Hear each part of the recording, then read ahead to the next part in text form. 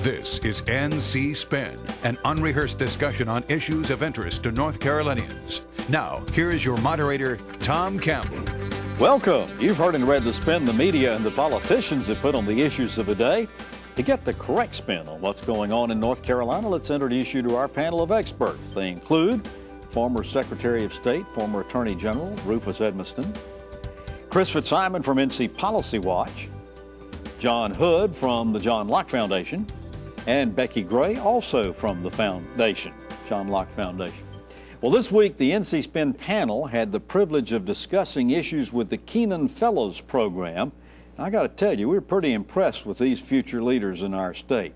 This week's show, we hope, will also be impressive as we talk about the Supreme Court decision to take 5 cases away from the Court of Appeals, including the school voucher controversy.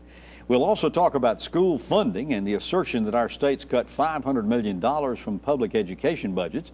And we'll review where we stand on Medicaid reform. And of course, as always, we'll ask the panel to tell us something we don't know. Let's begin. In recent weeks, we've talked a lot about the growing role our courts are playing in just about every aspect of our lives.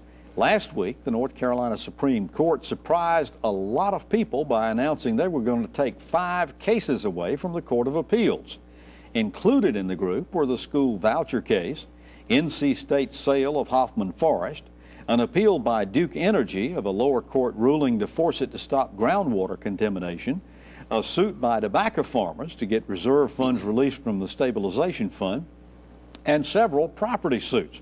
Rufus, we need to begin this by thinking about this action. There are a lot of longtime court observers say they've never seen the Supreme Court essentially bypass the Court of Appeals on so many cases. Now, a lot of them are applauding because they think that it's likely, these cases would likely going to end up in the Supreme Court anyway, and this action just speeds up justice. But others wonder what message it sends. What's your reaction?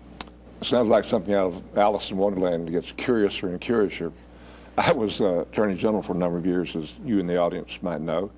I don't remember but 1 or 2 times that we asked for it during an election one time in the 70s because we didn't like that Saturday primary way back somewhere. And I think you could say that this is an activist court. And I hate to say that with my friend John sitting over here, but it's pretty activist to me. And I think there's skepticism there because when you analyze everything, it is such a shame that our judicial offices have become politicized on both sides. That's a tragedy. The public believes that, and they think there's something cynical here. The Court of Appeals were put there for a very good reason. That's to filter things through. And I don't know why they're doing this. It could be a political agenda, but I do not believe that Chief Justice Martin is that kind of person. I think it's going to be a fair adjudication, but I don't understand it. Becki, a lot of people have been critical of the Supreme Court in years past because they say it doesn't have that much of a workload and it needs to take on a larger workload and speed up the process. Former Supreme Court Justice Burley Mitchell being one of them. Is that your read on this? Well, there's certainly been that criticism. And of course, when the Supreme Court's work is light, that then puts more of the burden on the Court of Appeals. You know, we do have a new Chief Justice now in Chief Justice Mark Martin, and I think we're going to see things being done a little bit differently. And this may be one of those, to take some of that workload off the Court of Appeals and assume more of those. And the other thing that I think is interesting about these cases that you mentioned are all pretty complex cases. So these are things that the Supreme Court is going to be taking a good hard look at, a little bit different than criminal cases that seem to be more cut and dry. Well, let's talk about these cases some. One of them involved the Opportunity Scholarship, school vouchers. You might remember it was passed in 2013. A lower court ruled that it was unconstitutional, public use of private, emolument. Then a Court of Appeals put a stay on all this and said they could disperse the funds for this. The Court of Appeals now is losing this case to the Supreme Court. John, what does that say to you? I think the Supreme Court, you know, none of us knows exactly why, because of course the justices haven't explained it. And I agree that it is both mysterious to some degree, but also welcome because the workload needs to increase. In this case, I think that they were looking at the calendar. I'm just speculating. They're seeing that this case needs to be adjudicated in a timely way to address the issues, if there are any, before the next school year. So I think that's the reason. Yeah, I think they assumed it was going to get to the Supreme Court. I think that's a very likely assumption. And so the big issues in this case involve basically unprecedented interpretations of the state constitution. Now, unprecedented doesn't necessarily mean wrong, because you have to have a precedent the first time, obviously. But they are making some the trial court, for example, argued that this was a violation of the Leandro decision, oddly suggesting that if students were offered a Leandro-compliant education but chose to do something else, that's a violation of their rights, which makes no sense. Chris, one of the things that's interesting about this is that the state, after the Court of Appeals decision, started dispersing funds to a number of the students in September. Another round of disbursements is supposed to take place in October. Okay, let's assume the Supreme Court decides this is unconstitutional. Any chance we're ever going to get that money back? No, I don't think so, and I don't think anybody expects that. The question will be then what happens for the next school year. But this should have made its way all the way through the courts before we dispersed any money, I think, before we found out this is constitutional. I disagree a little bit with the argument that this is about workload, and I mean, maybe it is, but the fact that it's a complex case means we need another court, the Court of Appeals, to look at it, or their justices, judges on the Court of Appeals and their clerks to write an opinion, to hear all the evidence, and give the Supreme Court more of a record when they look at it. I mean, if you think about this, are we saying now in any controversial case we don't need the Court of Appeals at all? We'll just take any case we want, and not have the Court of Appeals? That's a very valid point, because I think that if you're going to surpass the Court of Appeals anyway, why have them? But the Hoffman-Forrest case is one where the Court of Appeals had already done a fair amount of work on this case. It's imminent, though, Tom. They want to stop it before it goes too far. And on the voucher case, I think that is the most important case before the Supreme Court. It sets the pace of what we're going to do in education in North Carolina. And I'm glad that they're going to hear that one. And I hope they'll do the right thing and not give a private emolument to personal individuals. But we've had this public purpose argument throughout the state with economic incentives. Never in that manner, not to that extent, where you hand out money to a family. Well, we've got a precedent with the legislative tuition tax. It seems basically inconceivable that the Supreme Court in the past would say it's perfectly okay to give taxpayer money to private companies for profit, but not use taxpayer money for students going to nonprofit schools. It makes no sense to me. How can you possibly say that educating kids is not a public purpose, but making companies more profitable is a public purpose? The question is, though, that even with those incentives, they try to put strings on them. There's no strings at all on this money that's going. I think it's important to know that it goes to these voucher schools. In fact, there's the school that receives the most vouchers, the Greensboro Islamic Academy, is in financial distress by their own admission. We're giving them several thousand, $93,000. If they go under next week, guess what happens? Our money's gone. There's not financial. I don't know whether that's a policy question or a constitutional question, but that's something this court is going to have to decide. But they're accountable to the parents, and I think that's the important thing.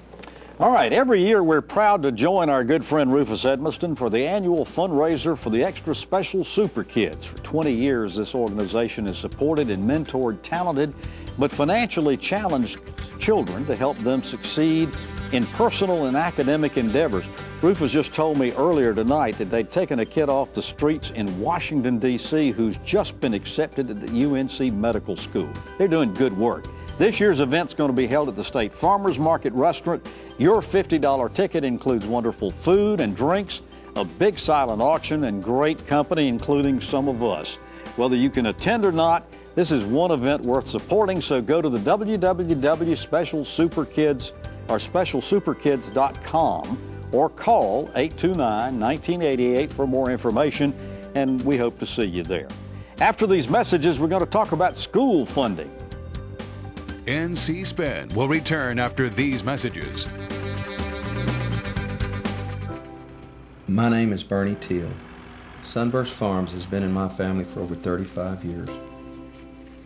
Last year I had to do something I'd never done before. Destroy 10 acres of good squash. I wasn't able to find enough workers. The opportunity is there. American families are demanding locally grown vegetables, and I want to provide that to them. So please tell Congress that we need immigration reform now. I was asked by someone months ago, isn't Medicaid in North Carolina broken? And my answer was no. There are parts of it that need to be improved. There are parts that need to be changed. but the whole system's not broken. There are a lot of things that are working very well. What is working well is that we have a physician-led, physician-guided team effort. It's built on the concept of physicians having medical homes, patients having medical homes. And that system that we've created in North Carolina has done wonderful work. It has saved money, it's improved quality, and we have data that demonstrates that. That's what we need to retain, that's what we need to build upon. We don't need to replace that. North Carolina's Family Physicians supports Medicaid reform that builds on our state's foundation of medical homes. OurNCHealthcare.com. We now return to NC Spin. During this election cycle, there's been a lot of talk about the supposed $500 million cut in K-12 public education spending since the Republicans took over the legislature. We did some research and learned that 37% of our state spending is on K-12 public education. In all, it's $7.8 billion, 63% of which comes from the state, 22% from counties, and 14% from the feds. Our $8,800 per pupil expenditure ranks us 48th in the nation. To hit the national average, we'd have to spend $11,300. John K. Hagan says we've gutted education by cutting $500 million from the budget. Tom Tillis says it ain't true. We actually increased spending on public education. Help us sort this out. Okay. The $500 million... You're our fact checker here. Well, the $500 million figure is incorrect. That doesn't mean there aren't debates to be had about education funding, but here's the bottom line. Last 4 years, public school state spending has gone up about $1 billion over 4 years. Now, the $500 million, actually a little bit less than $500 million, came out of 2013. At that point, the legislature enacted a budget that was $400 and something million less over 2 years than the continuation budget, the proposed budget by the agencies that comes into the governor's office over 2 years for K-12 and community colleges and universities. So it is an outdated number that is not the actual spending number. Now, the better question is, that $1 billion over 4 years, does that keep up with enrollment increases and inflation? And the answer is yes, but not by a whole lot. It's about a 3% increase after adjusting for inflation and enrollment growth. Now, you could argue they should have spent more money on education and not done other things. That is a completely legitimate argument. It is simply false to say they cut education spending $500 million. It is a false statement. Well, Chris, part of this question that I wanted to ask you is that North Carolina spends 63% of the funds on public education from the state. Nationally, it's 46%. So we spend considerably more proportionally than other states. Meanwhile, the counties spend 22%, but in the national average is 42%. How did we arrive at these ratios and why? Our state in the Depression took over and hard times, other hard times, has increasingly taken over the role of spending to make sure that everybody in North Carolina got the sound basic education that we now have written into case law by the Supreme Court thanks to Judge Manning. The key is that how much are we spending enough to help the kids in the classroom? I don't think that the $500 million figure is exactly accurate, but I do think there have been cuts to education. I do think that our schools, where you mentioned ranked 48th, I think teachers were mistreated terribly until this past year. We can talk about that in a second. There's still schools, there are still classrooms in North Carolina that aren't offering classes because we don't have enough textbooks. This General Assembly actually passed a tax cut for teachers who buy their own supplies in 2011, acknowledging we don't give enough money for supplies. And then in 2013, as part of tax reform, they took away the tax break for teachers who buy their own supplies. Becki, so there's a lot of cuts to education. Let's explore this a little bit. The reductions or slowing down of growth in education spending. Was this because of the fact our Medicaid budgets were running so out of hand? Certainly that's part of it. I mean, Medicaid eats up a lot of the other budgetary things, and we've talked about this on this show. We've read and written about it, certainly, that Medicaid as a federal entitlement program takes a bigger and bigger chunk of our state budget. And so that is certainly a consideration. But I think one thing that needs to be added in this education debate is that just spending more money does not necessarily mean an improvement in the quality of education and what is delivered in the classroom. And so what I think you've seen with these education reforms, the spending part of it aside, and again, as John pointed out, spending has not been cut. You can argue that it needed to be more, but where the focus is also shifting is to what is happening in that classroom, what is the result that we're getting for the money that is being spent. And Rufus, I mean, you've been watching this debate going on back and forth between Democrats and Republicans. This business of where we rank, which is 48th in teacher pay and some of the per pupil expenditures and so forth like that. You know, we remember for years, even when Democrats were in there, we said, thank God for Mississippi. Is this anything new? Is this partisan at all? Well, it's like Senator Irvin used to say, figures don't lie, but liars sure do figure. And I can't figure out who the liar is on this thing. It's the most mystifying thing I've ever seen. But what is the old aphorism? If you can't figure out who the liar in the room is, it's probably exactly right. You. And I've been watching this business handle several Leandro case type things over the years as Attorney General. And it has been the eternal debate forever that we don't fund education enough in this state.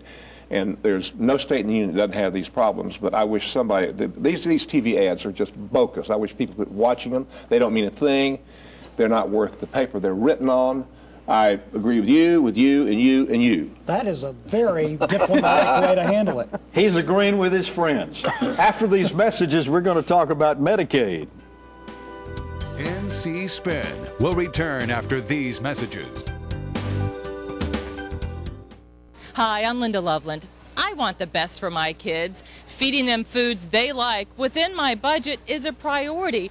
But what do we really know about these foods? North Carolina farmers and food experts give you a website to find it all. FeedTheDialogueNC.com, a place where moms like you and me can learn more about the foods we eat and the farmers that feed us. Check it out. Add your input and help feed the dialogue. Let's talk food at FeedTheDialogueNC.com.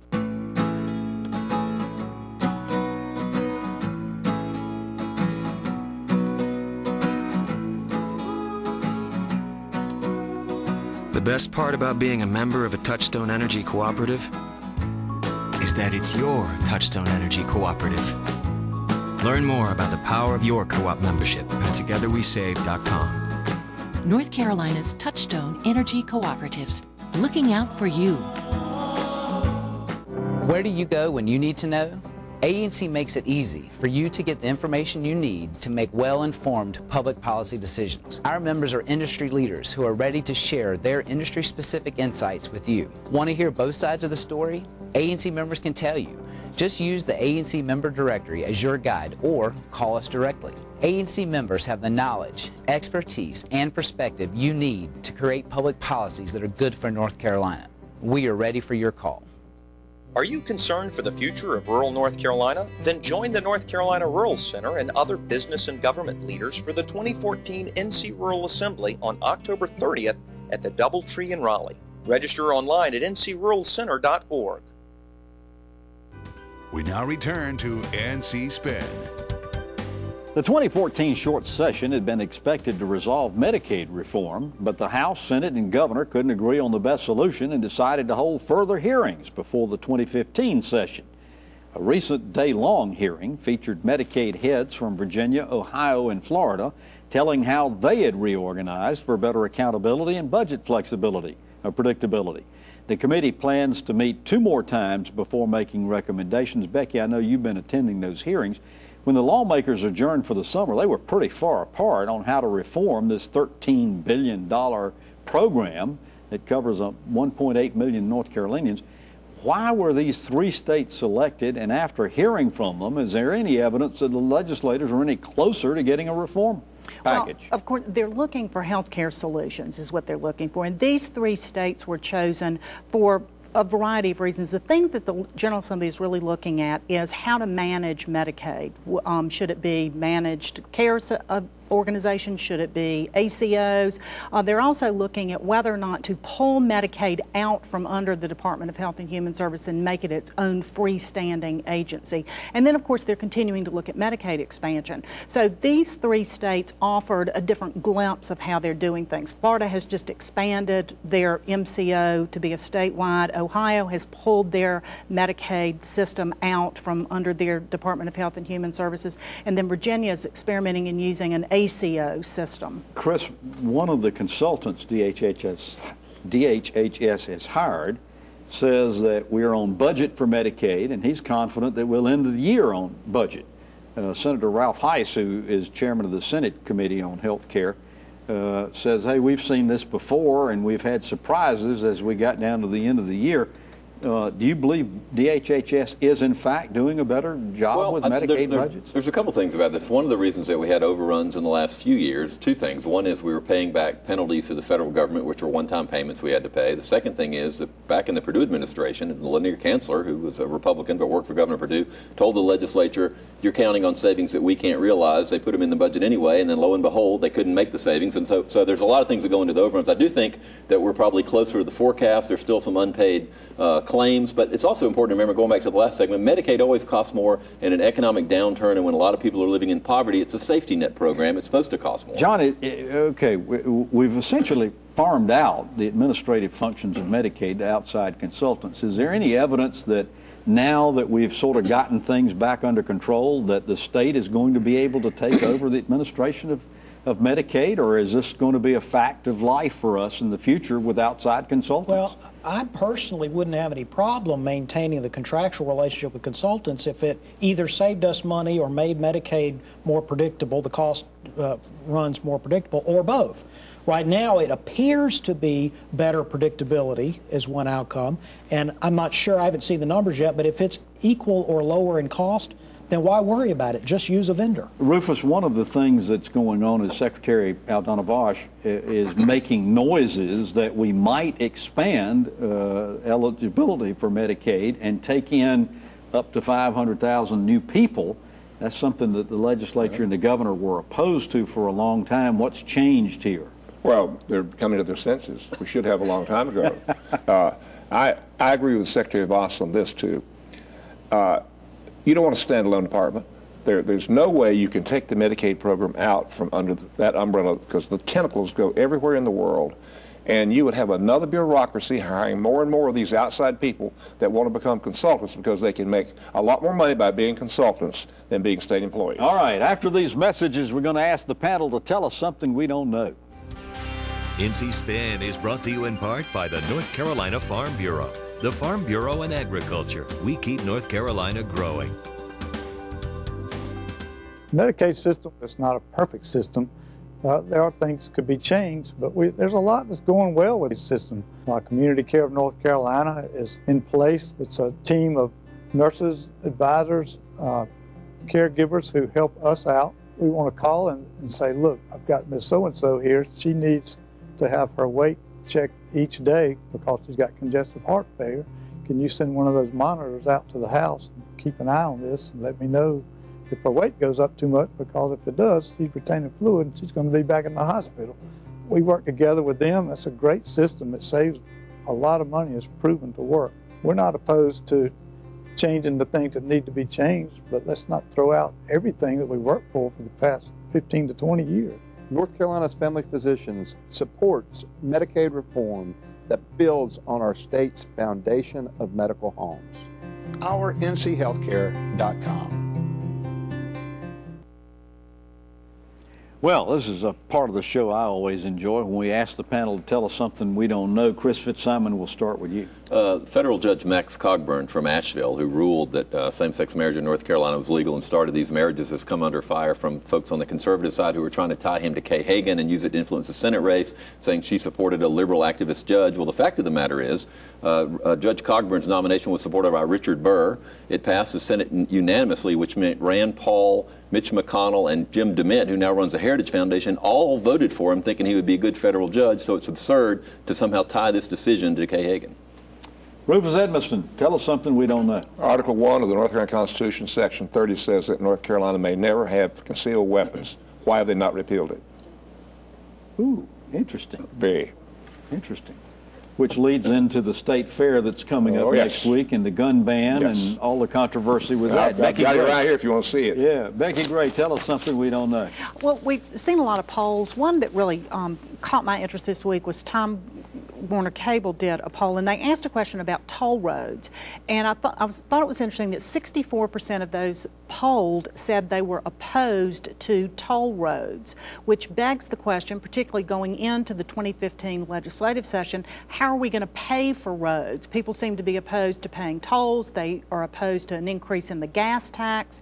We'll see a $1 billion bond come up if Governor McCrory and Secretary Tata have their way. So I think we're going to be talking and hearing more about how are we going to pay for roads. What was it, the Wilmington mayor said everybody wants better roads, nobody wants to pay for them? Yeah. John Hood, tell us something we don't know.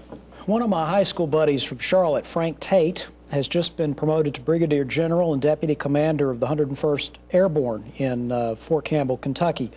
He's a veteran of Afghanistan, Iraq, a number of other military engagements. The 101st Airborne is about to deploy to West Africa to combat Ebola, and it could not be in better hands than this West Point graduate and North Carolinian, General Frank Tate. I went to basic at Fort Campbell. Well, you've heard our spin on the issues of the day. To stay informed all during the week, give your feedback, read our weekly column. Be sure to visit our website, ncspin.com, or catch NC Spin on Facebook or at NC Spin Twitter or NC Spin tweets. We hope you'll join us next week when we'll take on more issues of interest to the people of North Carolina. Until then, stay informed and watch out for the spin. Join us next week and get the spin on issues facing our state.